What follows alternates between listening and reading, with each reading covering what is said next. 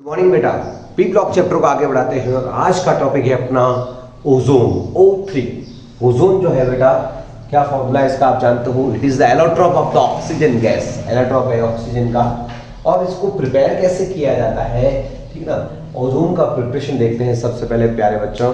The ozone is prepared by the slow stream of O2 is passed through a silent electric discharge give O3। अपन क्या करना है, कुछ नहीं करना है। डीसी करंट, साइलेंट करंट कौन सा होता है? याद है, डीसी करंट है। डीसी करंट कैसे चलता है बेटा? एसी, और ठीक है ना, डायरेक्ट सीधी लाइन है ना, कोई चेंजेस नहीं आता टाइम के साथ में। और एसी करंट कैसे चलता है बेटा? ये तो हिलता रहता है, साइलेंट नहीं है। साइलेंट करंट हमेशा बोलते हैं डायरेक्ट डीसी को, तो इसमें कुछ नहीं है। साइलेंट इलेक्ट्रिक डिस्चार्ज, क्या याद रखना बेटा?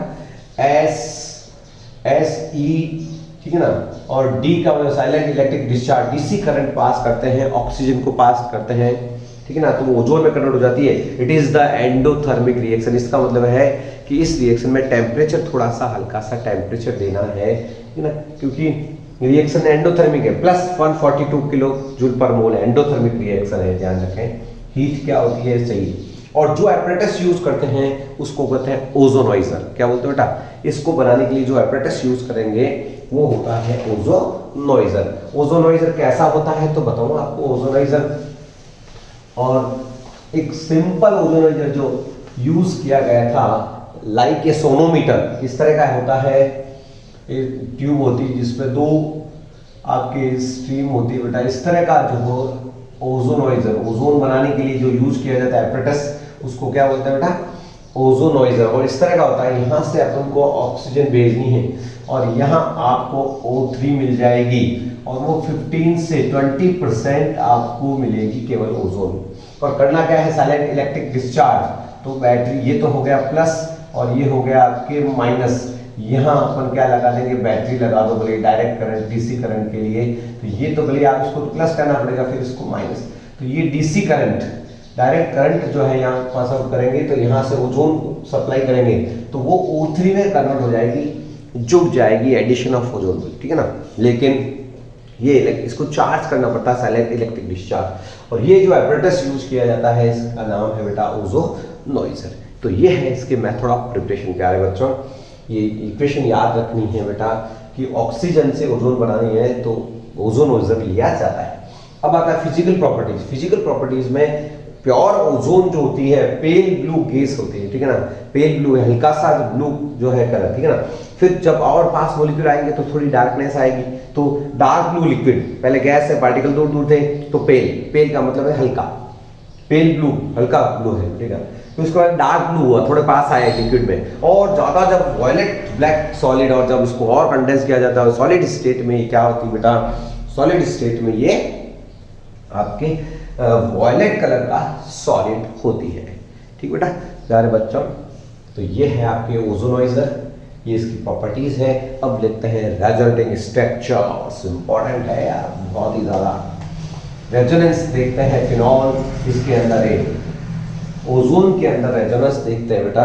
तो रेजोनेंस में क्या आता है? स्ट्रक्चर्स आते हैं। इसमें क्या आता है? O डबल बॉन्ड O, एक तो ऑक्सीजन, उसके बाद में देखिए इसके पास लॉन्ग पेयर पड़े दोनों के पास, ओके कंप्लीट है। और तीसरा वाला अपन ऐसे लगा देते हैं कोऑर्डिनेट बॉन्ड। तो कभी कोऑर्डिनेट बॉन्ड इधर बना लो या फिर कभी कोऑर्डिनेट बॉन्ड इधर बना लीजिए, कोई फर्क नहीं पड़ना है बेटो। और प्यारे बच्चों, यदि कोई कोऑर्डिनेट ये है इसका रेजोनेटिक स्ट्रक्चर, और वास्तव में यदि कोई बच्चा और चाहता है कि मैं कोऑर्डिनेट बॉन्ड नहीं लगाऊं तो प्लस माइनस आ जाएगा, फॉर्मल चार्ज आ जाएगा। फॉर्मल चार्ज टोटल करते तो 0 आता है। तो ऐसे कोई लगाता है तो भी राइट है। यहाँ पे क्या चार्ज आएगा? इलेक्ट्रॉन देखना एक एक्स्ट्रा, 2 2 4 6 7 है। ऑक्सीजन के वैलेंस में 6 ही होते हैं, ये हो गया माइनस, यहाँ आएगा प्लस। क्यों? इलेक्ट्रॉन काउंट करो 1 2 3 और एक पेयर रहता है यहाँ पे 4 5 होता है 6, ठीक है ना। कभी तो इस पे आता है, कभी आपकी रेजोनेटिक स्ट्रक्चर में देखना, कभी ये माइनस और यहाँ प्लस। और ऑल चार्ज क्या आएगा बेटा? 0। और इसका रेजोनेंस हाइब्रिड क्या बनेगा? आपसे पूछा जाएगा, all the bonds are in the ozone are equal और नॉट आइडेंटिकल? तो कहना पड़ेगा yes, it is prove by the resonance. Resonance prove करती है कि ये सारे बॉन्ड इक्वल है। कभी तो पार्शियल यहाँ बनता है, कभी यहाँ, और कभी नेगेटिव चार्ज इस पे, तो कभी नेगेटिव चार्ज इस पे, और इस पे रहता है पॉजिटिव चार्ज। तो टोटल चार्ज भी आपके, टोटल चार्ज क्या है बेटा, एक प्लस और एक माइनस। तो फॉर्मल चार्ज टोटल एफ से क्या होता है बेटा, फॉर्मल चार्ज क्या होता है, जीरो। और रेजोनेंस प्रूव करती है कि all the oxygen oxygen bond are identical in the ozone. It is prove by the resonative structure.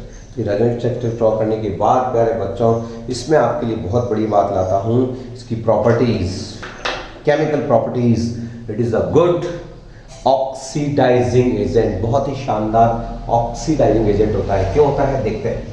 तो केमिकल प्रॉपर्टी की बात करना चाहता हूँ बेटा, ये जब तक आप ये ड्रॉ कर लीजिए। और अब आता है केमिकल प्रॉपर्टीज। केमिकल प्रॉपर्टीज में सबसे पहला नोट पॉइंट है, ozone is good oxidising agent. O3 is good oxidizing agent, oxidizing agent, ठीक है ना। because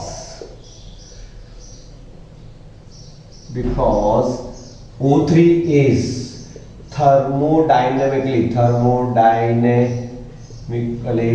unstable. ये थर्मोडायनेमिक के अकॉर्डिंग अनस्टेबल होती है, आपको पता चल जाएगा। गिव्स फ्री एनर्जी, ठीक है ना। क्यों है, क्योंकि इसका एक तो ब्रेक होना, ओजोन जल्दी ब्रेक होती है और O2 दे देती है बेटा, और नेसेंट ऑक्सीजन देती है। Nascent oxygen is responsible for the oxidising property. ये ऑक्सीडेशन करने के लिए ऑक्सीजन फ्री हो जाती है, इसको बोलते हैं नेसेंट ऑक्सीजन। बॉक्स में क्यों डाला, क्योंकि अनस्टेबल रहती है।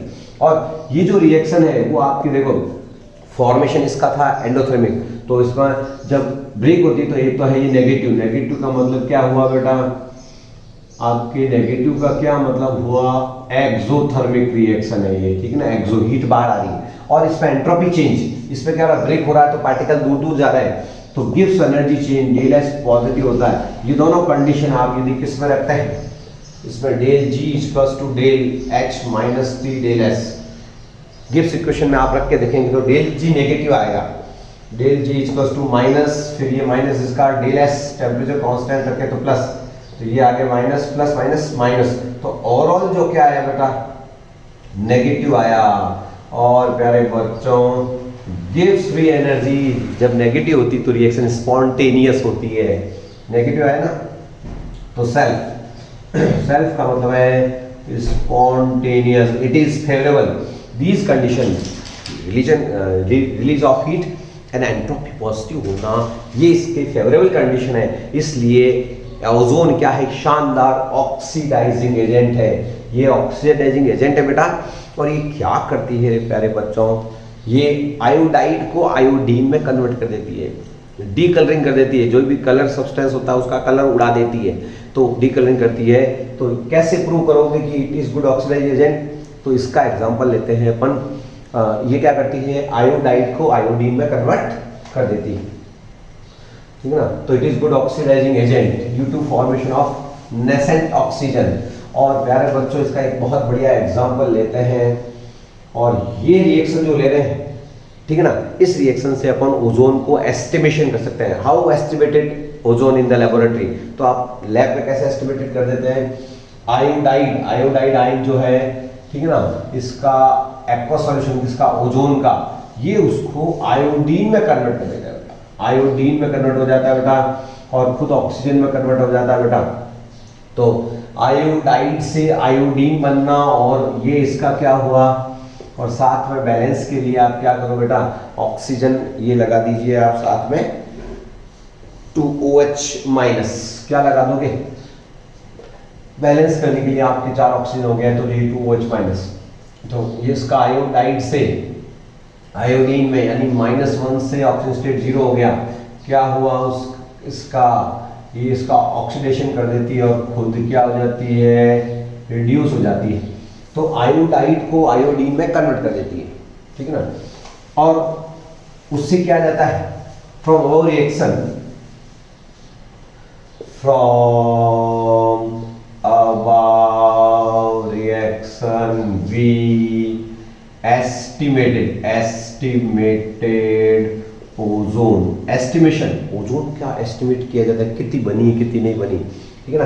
करते क्या है, आयोडीन जो मिलेगी ये रही आयोडीन, आयोडीन को टाइट्रेट किया, आयोडीन वर्सेस हाइपो, हाइपो क्या होता है बेटा, सोडियम थायोसल्फेट, क्या होता है बेटा, सोडियम थायोसल्फेट, Na2H2O3, ये thiosulphate, it is the standard solution titration करने। तो आयोडीन और इसके बीच में आयोडोमेटिक टाइट्रेशन की जाती है, और टाइट्रेशन में आपको पता है तो M1V1 = M2V2 का फॉर्मूला लगता है, अननोन की कंसंट्रेशन, ये तो है नोन सॉल्यूशन, ये तो है नोन सॉल्यूशन जो बफर्ड सॉल्यूशन से बफर्ड किया रहता है, यानी पीएच चेंज नहीं होनी चाहिए, ये तो है नोन, और ये है आपके अननोन।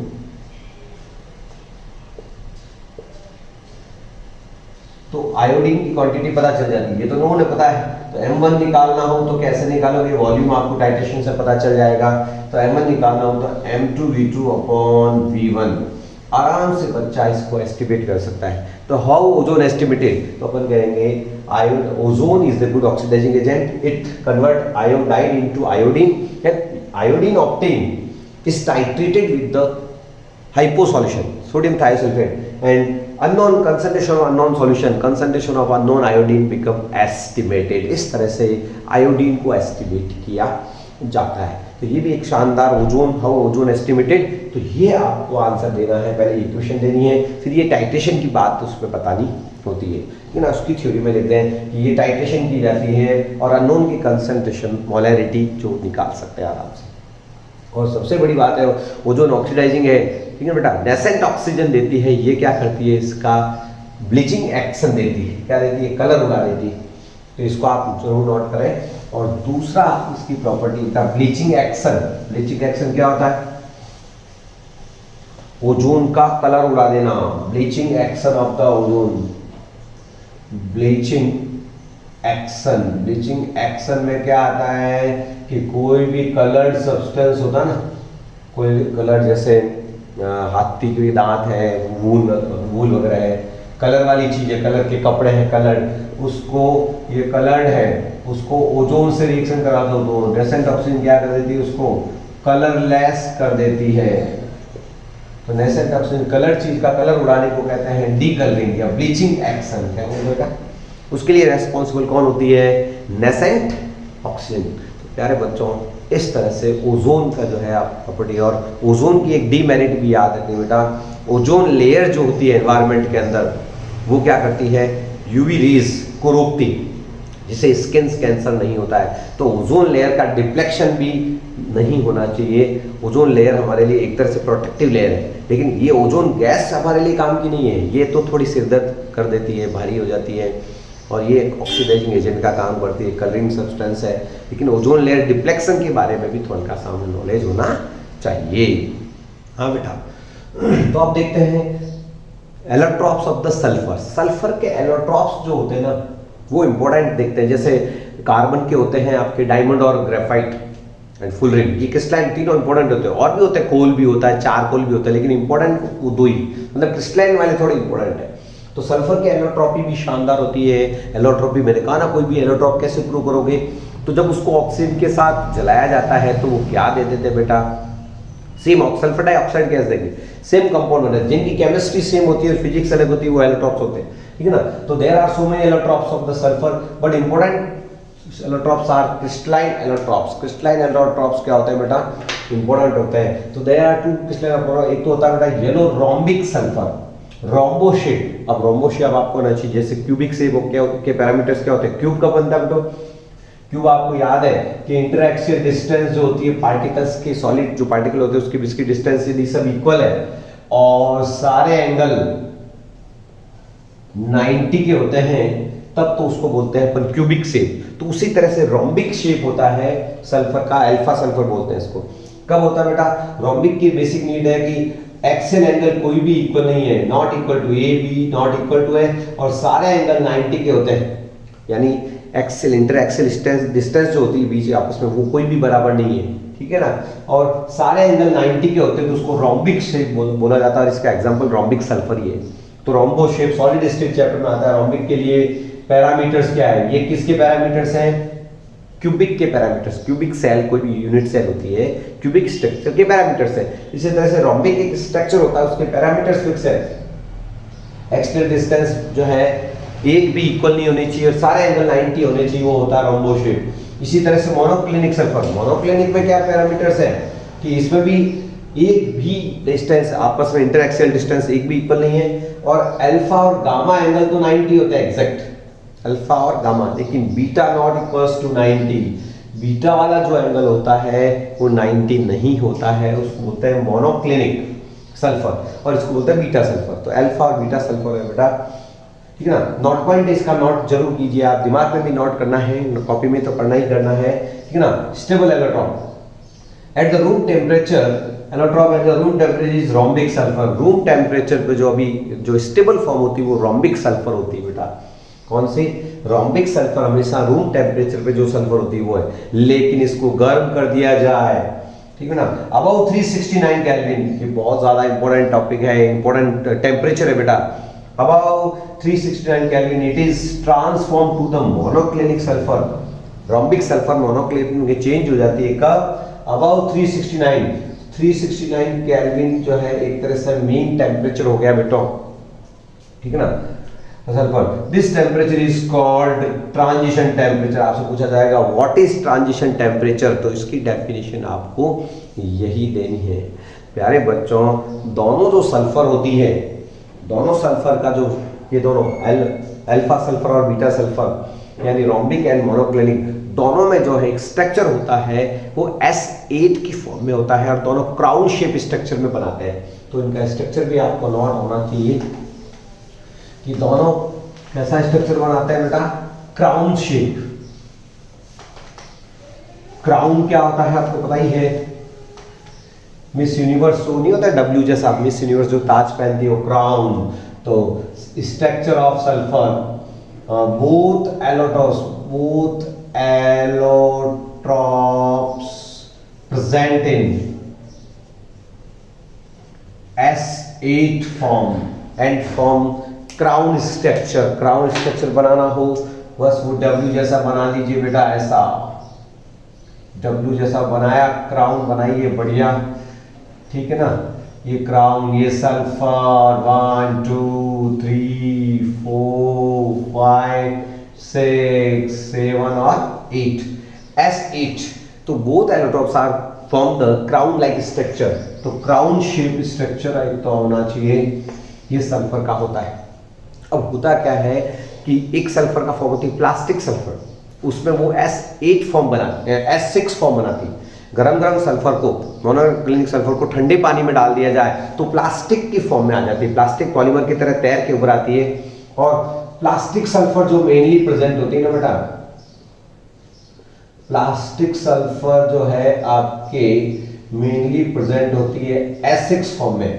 तो मेन तो ये S8 में होती है, लेकिन प्लास्टिक गरम यदि पानी के अंदर सल्फर को डाल दिया जाए मेल्ट की हुई, तो वो क्या करती है, S6 चेयर फॉर्म भी बनाती है। तो आपको चेयर फॉर्म भी मिलेगा। तो चेयर फॉर्म क्या होता है चेक करना, इस तरह से चेयर की तरह आप फॉर्म बनाओगे, स्ट्रक्चर बनाओगे। ये कब प्रेजेंट होती है प्यारे बच्चों, जब गरम सल्फर को हाई टेम्परेचर गर्म करके ठंडे पानी में डाल दिया जाए तो 6 फॉर्म में S6 स्ट्रक्चर बनाती है, उसको बोलते हैं चेयर फॉर्म स्ट्रक्चर। क्या बोलते हैं, एंड एट अबाउट 1000 केल्विन के ऊपर हाई टेम्परेचर गर्म कर दिया जाए तो ये S2 की फॉर्म में आ जाती है, लाइक ऑक्सीजन। जैसे ऑक्सीजन क्या होती है O2, उसी तरह से सल्फर S2 फॉर्म में आ जाती है। और S2 is also paramagnetic. Question आता है why the S2 form, sulphur की S2 जो फॉर्म होती है, ये बहुत सारी फॉर्म्स में रखता है, पॉलीमॉर्फ टाइप हो गया, मतलब S8 में भी मिलती है सल्फर, S6 भी हो गया, S2 which form is paramagnetic. तो आपसे आएगा बेटा ये फॉर्म जो उसकी क्या होती है, पैरामैग्नेटिक होती है, लाइक ऑक्सीजन। ऑक्सीजन में क्या होती है बेटा, पैरामैग्नेटिक, है ना, क्यों होती है याद करो, एमओटी में पढ़ा हुआ है कि जब इनका एंटी बॉन्डिंग वाला याद दिलाऊंगे आपको, ये तो क्राउन शेप का था, अब इसके एंटी बॉन्डिंग एमओटी पड़ी हुई होगी आपके, तो उसमें था याद हो तो ये था अपने एमओटी का डायग्राम, ठीक है ना। और ये इस तरह से ऑक्सीजन और सल्फर एक ही फैमिली बेटा, वो ही आपके 1 2 2 1, ये वाले सारे कौन से होते हैं बेटा, बॉन्डिंग, सिग्मा बॉन्डिंग, और ये वाले सारे ऊपर क्या होते हैं, सिग्मा स्टार वाले, एंटी बॉन्डिंग वाले, स्टार वाले, है ना। तो ये पाई स्टार है एंटी बॉन्डिंग, ये पाई 2px 2py, और ये वाले कौन से हैं, पाई 2px पाई 2py, ये तो है बॉन्डिंग, है बेटा, ये बॉन्डिंग वाले हैं, और ये ऊपर वाले होते हैं एंटी बॉन्डिंग। तो इसमें इलेक्ट्रॉन भरोगे 8 तो कैसा आएगा, 1 2 3 4 5 6 7 और 8, ये रहे अनपेयर्ड इलेक्ट्रॉन, कितने, 2 अनपेयर्ड इलेक्ट्रॉन, याद करो एमओटी में चीज पड़ी हुई है, तो 2 अनपेयर्ड इलेक्ट्रॉन होते हैं, इसलिए S2 फॉर्म क्या होती है, पैरामैग्नेटिक। तो ये है बेटा की फॉर्म। अब इनकी कुछ प्रॉपर्टीज को स्टडी कर लेते हैं कि येलो जो रोम्बिक सल्फर होती है वो कैसे दिखती है और मोनोक्लिनिक को कैसे बनाते हैं, तो इससे फिर अपना ये पूरा हो जाएगा बेटा टॉपिक। ओके हाँ बेटा, अब प्रॉपर्टीज देख लेते हैं येलो सल्फर और इस रोम्बिक सल्फर और मोनोक्लिनिक के, और चैप्टर को इस टॉपिक को अपन खत्म करेंगे। तो प्रॉपर्टीज थोड़ी सी नॉलेज होना चाहिए कि भाई रोम्बिक के क्या प्रॉपर्टीज है, मोनोक्लिनिक की क्या प्रॉपर्टीज है।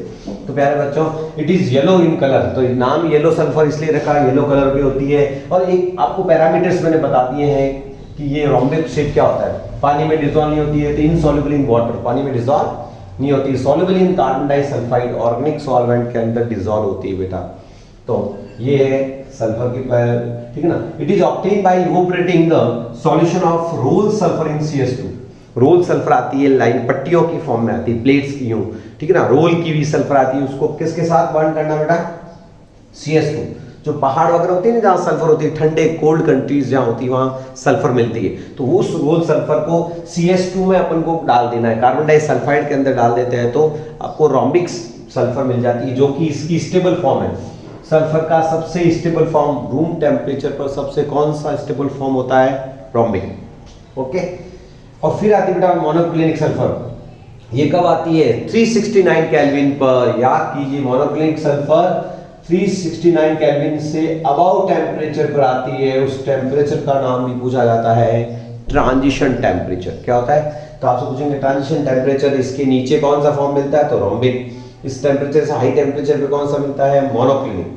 मोनोक्लिनिक सल्फर कैसे प्राप्त करते हैं, कैसे बनाते हैं, it is obtain bye melting rhombic sulphur in A dish. एक प्लेट लेकर के उसके अंदर करना है गर्म, ठीक है ना, पानी बन जाएगा बेटा, and cooling till crust is form, और फिर ठंडा करते हैं जब तक कि क्रस्ट का मतलब पपड़ी, उसके ऊपर पपड़ी नहीं जम जाती, क्रस्ट नहीं जम जाता है, ठीक है ना। And cooling till crust it is formed, ठीक है ना, जब तक उसकी पपड़ी नहीं बन जाए उसको ठंडा करते हैं। 2 holes are made in the crust, और 2 छेद कर देते हैं, जिससे क्या होता है, and the remaining liquid is powered out. छेद करेंगे तो जो लिक्विड होगा उसके अंदर जो जमेगा नहीं वो नीचे वो उस पर इकट्ठा हो जाएगा, उस लिक्विड को भी बाहर फेंक देंगे, ठीक है ना। छेद इसलिए करते हैं कि वो सारा लिक्विड इकट्ठा हो जाएगा एक जगह बेटा। On removing the crust the colourless needle shape crystals obtain, और जब उस पर से पपड़ी हटाएंगे तो सुई के जैसे नीडल शेप क्रिस्टल्स आपको मिलेंगे, वही होती है प्यारे बच्चों क्या, मोनोक्लिनिक सल्फर। तो what is the monoclinic sulphur, needle shape के क्रिस्टल्स होते हैं सुई जैसे, वो होते हैं मोनोक्लिनिक सल्फर। तो सल्फर के 2 एलोट्रॉप्स बहुत इंपॉर्टेंट है, rhombic sulphur and monoclinic sulphur. एक होती है प्लास्टिक सल्फर, जो आप मैंने कहा था गरम रोम्बिक सल्फर को गरम में ठंडे पानी में डाल दो तो प्लास्टिक की तरह भर के आ जाती है वो प्लास्टिक। एक होती है मिल्की, जो मेडिसिन वगैरह में आती है, वो मिल्की सल्फर भी यूज होती है। लेकिन मेन 2 एलोट्रॉप्स जिसकी स्टडी आपको ज़्यादा करनी होती है वो है rhombic sulphur and monoclinic sulphur. तो प्यारे बच्चों, नेक्स्ट वीडियो में अपना आगे इस चैप्टर को बढ़ाएंगे।